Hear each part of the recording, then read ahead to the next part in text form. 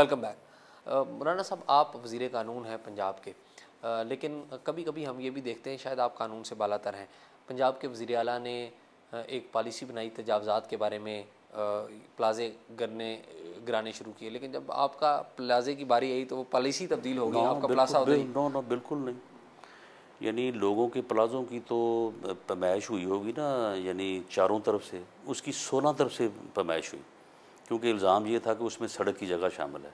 लेकिन वो मेरी किस्मत कह लें कि उसमें मेरी जगह की रजिस्ट्री जो है वो तकरीबन कोई 8 मरले 61 फुट की है, और जो मेरी बिल्डिंग है वो 7 मरले के ऊपर है, तो उसमें कोई ऐसी चीज़ अच्छा नहीं राना है। साहब, आपके प्लाजे की बात आ गई, मुझे याद आ गया कि आपके जो असासे हैं वो आपने 1 करोड़ रुपए के बताए हैं। वैसे वो प्लाजा 1 करोड़ रुपए का है?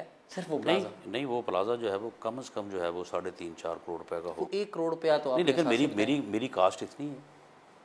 यानी अब वो जगह जो है वो मैंने तो ली है 80,000 रुपये मरला।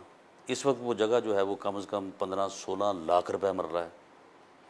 तो और आपने यानी कि लेकिन अपने मैं लेकिन अपनी कास्ट के नहीं, मुताबिक जो है। यानी जो आप जो यानी इनकम टैक्स में या गोशवारे भर के देते हैं ना, तो उसमें आपने वो यानी अपनी इन्वेस्टमेंट देनी होती है ना, कि आपने किसी चीज़ में कितने पैसे इन्वेस्ट किए। रेडेक्स रोड पे आपका जो डेरा है उधर फैसलाबाद में, उसकी भी कीमत इतनी 15-16 लाख रुपए? नहीं, उसकी कीमत जो है वो इस वक्त मेरा ख़्याल है कि यानी ज़्यादा होगी, लेकिन जो उसकी कास्ट मुझे पड़ती है, मिसाल के तौर पे जो वहाँ पे मेरा घर है, उसकी जो रजिस्ट्री है, जो मेरी कास्ट है या मेरे वालिद ने जब लिया था, तो उसकी कीमत 2950 रुपये है। आज इतने में ही बेचेंगे आप? और वो जो है इस वक्त वो कम से कम जो है वो 1.5 करोड़ रुपए की प्रॉपर्टी है। तो अब ये तो जब कीमतें बढ़ जाती हैं तो फिर उसके, लेकिन गोशवारे में तो आपने अपनी कास्ट देनी होती गवर्नर हाउस से बड़ा करीबी ताल्लुक रहा है आपका, माजी में भी और अभी भी। अभी मौजूदा गवर्नर के साथ कैसे ताल्लुकात हैं आपके? है। मौजूदा गवर्नर के साथ अच्छे तल्लुकात हैं, और हम ये चाहते हैं कि उनके साथ अच्छे तल्लुकात सलमान रहें। तासीर की याद आती है आपको? देखिए, मुझे सलमान तासीर के साथ जो वाक़या पेश आया, मुझे उसका दिली दुख है। आप उसकी कब्र पर गए? बहरहाल मैं कब्र पे तो इसलिए नहीं गया कि शायद मेरा उनकी कब्र पे जाना जो है वो उसको अदरवाइज़ जो है वो माने दिए जाएं। फातिहा खानी करने में क्या? लेकिन फातिहा खानी हमने की है, हमने on the floor of the house. लेकिन कब्र पे जाके फातिहा खानी? नहीं, उसमें बात यह है कि असम्बली के फ्लोर के ऊपर उसके उसके कत्ल के पर मजम्मत की करारदाद भी पास करवाई, और उसके लिए फातिहा खानी भी कराई। पीपल्स पार्टी को इतनी हिम्मत नहीं हुई कि उसकी फातिहा खानी कौमी असम्बली से करवाए या सेनेट से करवाए, यानी वहाँ पे इनको इतनी हिम्मत नहीं पड़ी, इनको तो उसे कंडेम करने की भी हिम्मत नहीं पड़ी। आप नहीं समझते आपको सलमान तासीर की कब्र पे जाना चाहिए था? नहीं, मैं समझता हूँ कि कब्र पे दुआए मगफरत करने के लिए कब्र पे जाना तो ज़रूरी नहीं है। आप ये बताइए कि वज़ीर कानून है आप, सलमान तासीर ने वाकई तौहीन रसालत की थी? जी नहीं, मैंने उनकी ज़िंदगी में भी ये कहा था कि उन्होंने तौहीन रसालत नहीं की, और मैं अब भी ये कहता हूँ। उसकी वजह यह है कि सलमान तासीर जो है वो एक मजहबी इंसान नहीं था, वो बड़ा आज़ाद ख्याल आदमी था, और उसको इन चीज़ों से कोई तलक नहीं था कि तौहीन रसालत या ब्लास्फेमी लॉज। वो दरअसल जो शेखुपुरे गया था, वो शेखुपुरे कोई तौहीन रसालत के सिलसिले में नहीं गया था, वो गया था सिर्फ़ और सिर्फ कि मैं मिनॉरिटीज़ की सिंपथीज़ गेन करूं, विन करूं, और अपनी पार्टी को पॉपुलर करूं। वहाँ पे उसका जाना जो था वो कंप्लीट पॉलिटिकल मूवमेंट थी, उसमें कोई मजहबी मामला नहीं था। लेकिन मौलवी उसके पीछे पड़ गए और पीपल्स पार्टी उसके पीछे से भाग गई। ये 42 दिन बाद जो है उसका कत्ल हुआ है। 42 दिनों में से 41 दिनों में आप मुझे किसी एक पीपल्स पार्टी के लीडर का उसके हक़ में बयान दिखा दें, ये सब उसके पीछे से भाग गए। बल्कि ये तो इतने बुज़दिल हैं कि इन्होंने तो उसके कत्ल की मजम्मत करने से भी घबराते थे कि अगर मजम्मत करेंगे तो कहीं हमें भी ना कोई डर ले। ये बताइए कि वो तो कत्ल करने की मजम्मत से घबराते थे और मौलवी उनके पीछे पड़ गए थे, वही मौलवी आपके साथ फिरा करते?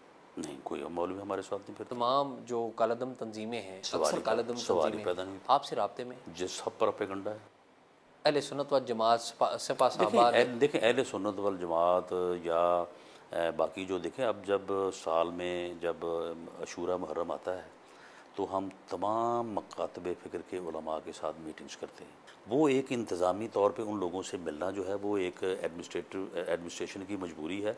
बाकी हमारा किसी के साथ कोई ना कोई ज़ाती लिहाजा ना कोई ज़ाती तल्लक है। आप ये बताइए कि आप समझते हैं कि ये जो कालादम तंजीमें हैं, अहले सुन्नत व जमात हो गई, सपा साहबा हो गई, लश्कर जंगवी हो गई, इनके ऑपरेशंस जो सूबा पंजाब में ये ख़त्म होने चाहिए?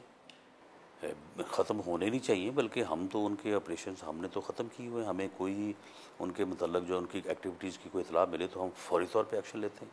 हाफ़िज़ सईद के बारे में अक़वाम मुत्तहिदा ने एक करारदाद पास कर रखी है और वो यहाँ पर लाहौर में फिरते हैं, कार्रवाइयाँ अपनी करते हैं। देखिए, बात ये है कि हमने हाफ़िज़ सईद साहब को जो है वो गिरफ़्तार करके नज़रबंद किया था। उसके बाद उसने हाई कोर्ट में रिट की और वो सबूत जो फेडरल गवर्नमेंट ने अक़वाम मुत्तहिदा से लेके हमें दिए थे वो हमने पेश किए। अब अगर हाई कोर्ट ने कहा है जिसको रिहा कर दें, आप इसको नज़रबंद या कैद नहीं रख सकते, तो फिर उसके बाद क्या हम हाई कोर्ट के फैसले को ना मानें? विकीलीक्स में आया कि आपके वज़ीर आला ने पहले से हाफ़िज़ सईद को बता दिया था कि ये होने जा रहा है। नहीं, देखें, मामला ये है कि अगर हमें किसी जमात से मुतल्लिक़ ये इन्फॉर्मेशन मिलती है कि उनकी एक्टिविटीज़ ऐसी हैं कि वो उनके ऊपर कोई पाबंदी लग सकती है या लगाई जा सकती है, तो चीफ़ एग्जीक्यूटिव के तौर पे वज़ीर आला का उन लोगों को वार्न करना कि भाई अपने आप अपने मामलात को दुरुस्त करें और अपने आप को जो है वो नेक चलन करें, वरना आपके ख़िलाफ़ जो है वो कार्रवाई की जाएगी। ये आप समझते हैं कि तालिबान और अलकायदा दहशतगर्द हैं? जी बिल्कुल दहशतगर्द है। लेकिन ये बात कहने से आपके वज़ीर आला और मियाँ नवाज शरीफ ये बात कहने से घबराते क्यों? सवाल ही पैदा नहीं होता। उन्होंने तो दो टोक अंदाज में कहा है कि ये लोग जो यानी अब जहाँ पे जो धमाका होता है उसको तालिबान उसकी ज़िम्मेदारी लेते नहीं हैं। तो दो टोक कहा है कि ये लोग जो हैं ये बिल्कुल जो है ये दहशतगर्द हैं, और यानी जो लोग हमारी मार्केटों के ऊपर, हमारे बच्चों के ऊपर जो है खुद कुछ हमले कर रहे हैं, उनको मार रहे हैं, वो दहशतगर्द नहीं है तो और वो क्या हैं? वैसे मौलाना साहब, आप पर्सनली एक बात बताइएगा, आप नवाज शरीफ साहब के ज़्यादा करीब हैं या शहबाज शरीफ के? देखें, लीडर तो मेरा नवाज शरीफ है और चीफ मिनिस्टर मियाँ शहबाज शरीफ साहब हैं, उनके साथ काम करने का ज़्यादा मौका मिलता है, लेकिन इस पार्टी का लीडर जो है वो मियाँ नवाज शरीफ ही है। पंजाब में कहा जाता है कि जो पंजाब की मुस्लिम लीग नून है वो दो ग्रुपों में तकसीम हो चुकी है। एक राना सनाउल्लाह ग्रुप है जो कि वज़ीर आला के बड़े करीब है, और एक ख्वाजा साद रफ़ीक ग्रुप है। ये दुरुस्त है? बिल्कुल, मैं तो ख्वाजा साद रफ़ीक के साथ भी तो हमारी बड़ी पक्की दोस्ती है और अक्सर मामलात में जो है वो, लेकिन बात ये है कि अब देखें, अब ये हमारे चल रहे थे मामलात बैतुल माल और उशर ज़कात कमेटियों की फॉर्मेशन के, तो उसमें बाद जगह पे ठीक है झगड़ा हो जाता था कि जी ये आदमी ठीक है, वो कहते थे ये आदमी ठीक नहीं है। लेकिन वो झगड़े का होना जो है वो इसका मतलब ये तो नहीं है कि उसमें कोई ग्रुपिंग हो गई है।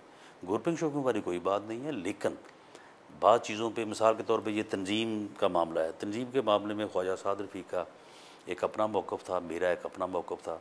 मैंने अपने मौक़िफ़ को लिए भरपूर जो है वो स्ट्रगल किया और मैंने कहा कि जी ये जो इतना लंबा चौड़ा सिलसिला है ये दुरुस्त नहीं है, इस तरह से नहीं होना चाहिए। लेकिन बहरहाल मेरा नुक्ता नज़र जो है वो नहीं माना गया। तो उसमें ये तो नहीं है कि मेरा उसके साथ कोई ग्रुप बन गया है या कोई धड़ेबंदी बन गई है। इख्तलाफ होता है बाद चीज़ों के ऊपर, लेकिन उन चीज़ों के ऊपर ही होता है, लीडरशिप के ऊपर कोई इख्तलाफ नहीं है। लोग कहते हैं कि नवाज शरीफ की सियासत अलग है और शहबाज शरीफ की सियासत अलग है, दोनों में सवाल ही पैदा नहीं होता। मियाँ शहबाज शरीफ नवाज शरीफ के ज़ेर ज़बर से भी बाहर नहीं है। नवाज शरीफ फ़ौज के किरदार के बारे में बातें करते हैं। मैं कहता हूँ कि मियाँ नवाज शरीफ जिस बात के ऊपर लकीर लगा दें उसको क्रॉस करना ना मेरी ज़रूरत है ना मियाँ शहबाज शरीफ की ज़रूरत है, कोई उससे आगे जा नहीं सकता। राणा साहब, आपसे गुफ्तगू जारी है लेकिन वक्त हुआ यहाँ ब्रेक का, मिलते हैं ब्रेक के बाद।